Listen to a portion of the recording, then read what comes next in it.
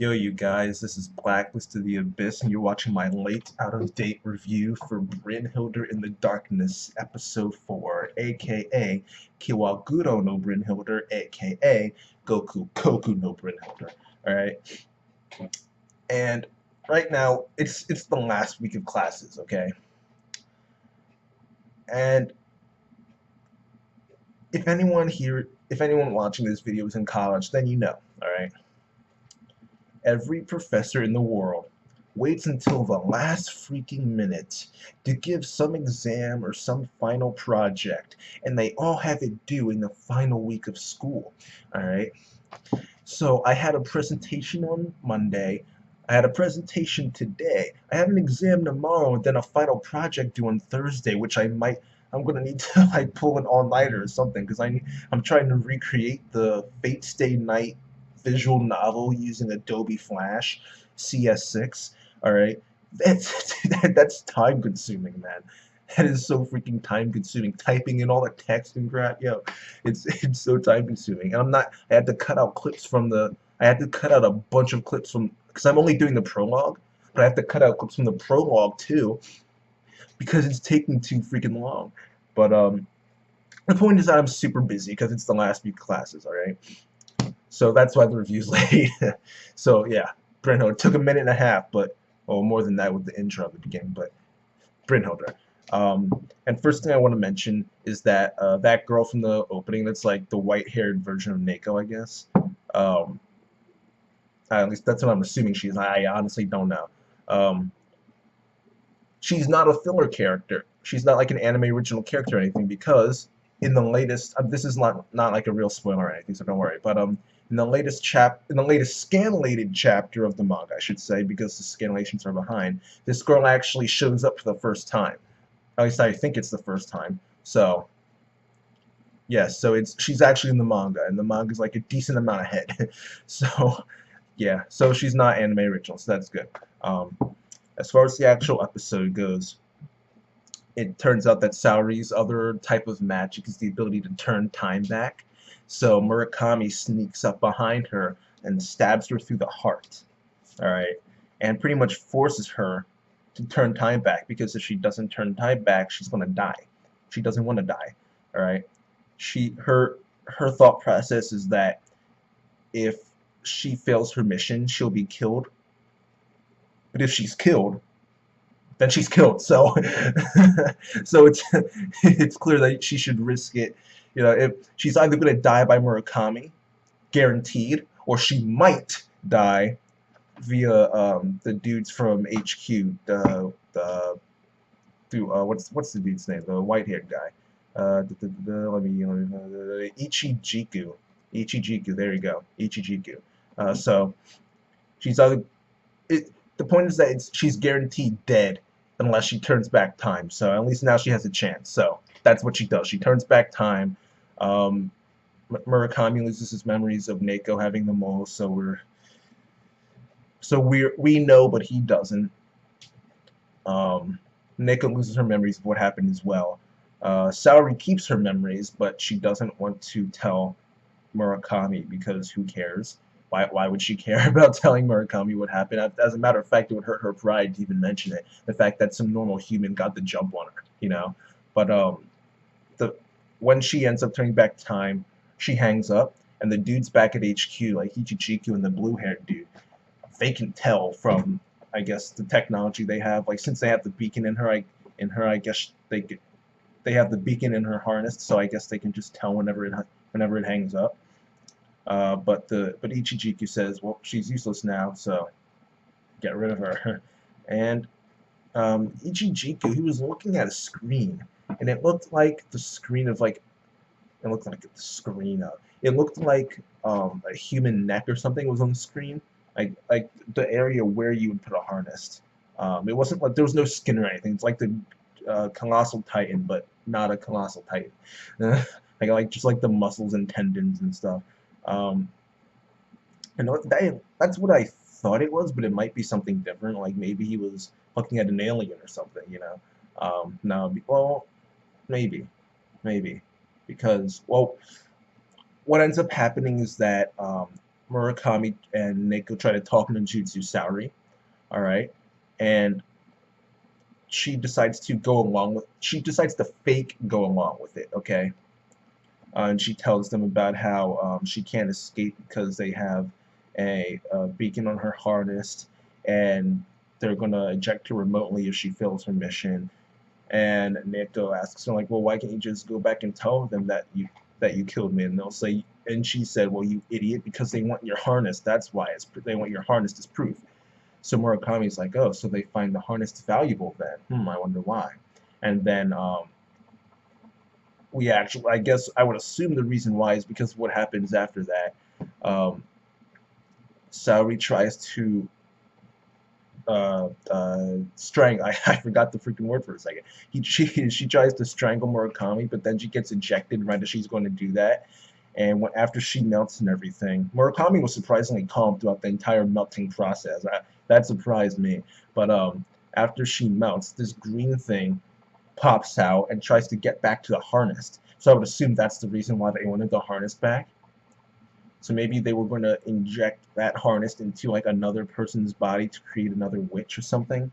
Um, that thing might be like in the alien that gets mentioned later on the episode. Maybe one of those things is what Ichijiku was looking at on the screen. There are a few possible ways we can interpret this scene. Um, I think one since when after Murakami crushes it and Neko's like she has her hands over her neck over the back of her neck and she's thinking like what did they do to us? I'm assuming she's thinking something along the lines of Madoka Magica, where in Madoka Magica, in case you haven't seen it, um, what happens is that when you get turned into a witch, your soul becomes a soul gem. So it literally leaves your body and gets materialized as this gem. All right. So no matter what happens to your body, it's not gonna do anything to you because it'll hurt you, but you won't legitimately die because your soul isn't in your body anymore. It's in your soul gem.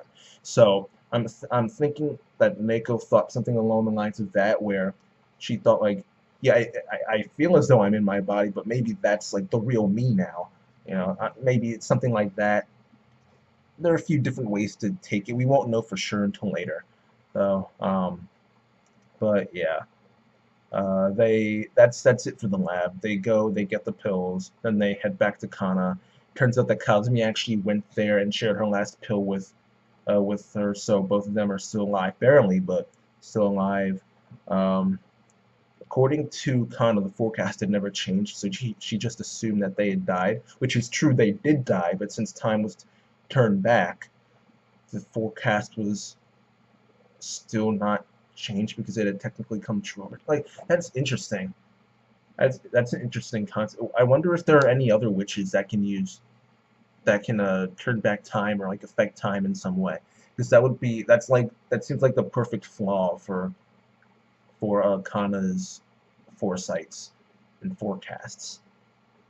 That like have something, you can have her predict something and have that happen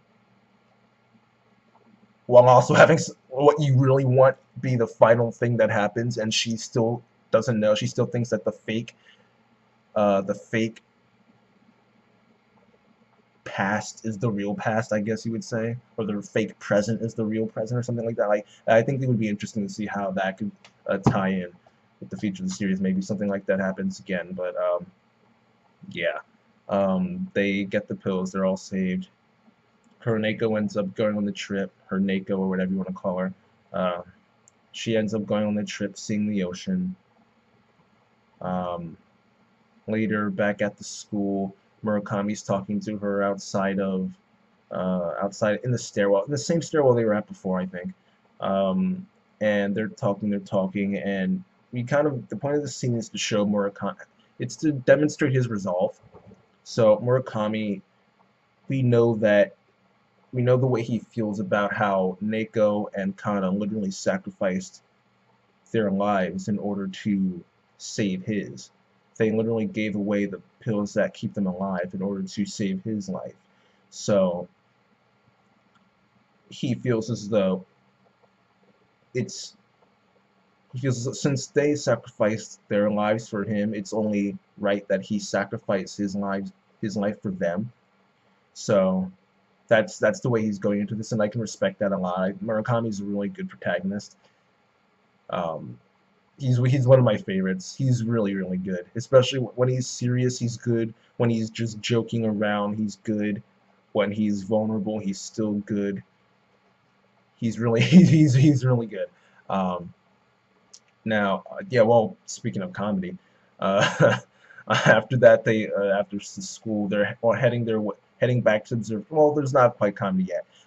They head back to the observatory, and Neko gives him this like phone or PDA or some mobile device. All right, and she gives him this like tube thing, and she says that the tube has a fertilized alien egg inside. All right, so I would assume it's Murakami actually thought the same thing, that it might be the thing that was inside of Saori's harness. Um, Maybe the witches get turned into aliens. Um, I don't know. Um, I don't know. It's We'll find out eventually. All right, seriously, I talked about this a couple minutes ago. So yeah. But yeah, so he has that. The phone is going to be relevant later, obviously. The egg will obvious. I mean, that's obvious. It's no need to actually state that. But yeah, so they head back to the observatory, and Kazumi is actually there with Kana. Kana actually, well, Kazumi was the one who officially mentioned it, but before Neko and Murakami legit got back, Kazumi mentioned that if she wanted to, Kana could actually move. Okay, so that's really interesting. So does Kana have some other ability as well, or is there some type of cost for using this ability? Like she needs to store up energy or something, so much energy that she essentially becomes paralyzed. Like she can't really move if she wants to store the energy she needs in order to use it. Like I don't even know. Like I don't even know what I'm saying now. I'm just like saying random stuff. The point is that maybe kind of has some other type of magic that has a cost of some sort. Um, but maybe that cost is related to her being paralyzed. Maybe not. But she can move if she wants to, apparently. Um, so yeah, I'm not really sure what to think of that.